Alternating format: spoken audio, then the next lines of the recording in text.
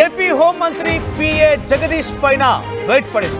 అక్రమ వసూళ్లపైన టీడీపీ అధిష్టానానికి ఫిర్యాదు అందిన నేపథ్యంలో పోలీసుల బదిలీలో భారీగా ఆయన చేతివాటం ప్రదర్శించారంటూ కూడా తెలిసిన నేపథ్యంలో లిక్కర్ సిండికేట్లకు కూడా బెదిరింపులు పాల్పడ్డారు. ఆయన పేకాట శిబిరాల నుంచి నెలవారీ మామూలు కూడా తీసుకుంటున్నారు.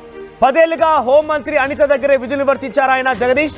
అయితే ప్రస్తుతం జగదీష్ నిర్లక్ష్యపు వైఖరి వసూళ్లపైన పలుమార్లు అనితకు ఫిర్యాదు చేసినా కూడా అక్కడ పట్టించుకోలేనట్టుగా తెలుస్తోంది. తాజాగా అధిష్టానం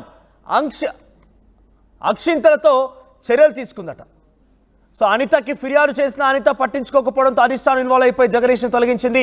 సుమారుగా 10 ఏళ్ల పాటుగా హోంమంత్రి అనిత దగ్గర ఆయన పిఏగా పనిచేస్తున్నారు. గతంలో అధికారులు లేనప్పుడు కూడా ఆయన పిఏగా ఉన్నారు అనిత కూడా. సో ప్రజెంట్ ఆయన అధికారం రాగానే ముఖ్యంగా హోంమంత్రికి సంబంధించి పిఏగా వ్యవహరిస్తున్నారు కాబట్టి అనేక అక్రమాలు, అనేక ఫిర్యాదులు, అనేక అక్రమాల్లో పాల్గొన్నారు ఆయన. ప్రస్తుతం బదిలీలపైన పోలీసులు బదిలీ చేయాలన్నా, లిక్కర్ సిండికేట్లపైన, పేకాట దందాలపైన, ఇతరత్ర ప్రతి వ్యవస్థ నుంచి కూడా జగదీష్ పెద్ద మొత్తంలో డబ్బులు కాజేస్తున్నారు. వారి నుంచి లంచాలు తీసుకొని అందరూ కూడా పర్మిషన్స్ ఇస్తున్నారు.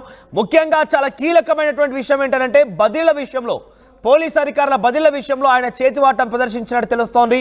ఇవన్నీ యొక్క ఆరోపణల విషయంలో గతంలో అనితకి తెలియజేసినప్పటికీ, హోంమంత్రి అనితకు తెలియజేసినప్పటికీ ఎటువంటి చర్యలు తీసుకోకపోవడంతో అధిష్టానం దగ్గరికి వెళ్ళింది ఈ విషయం.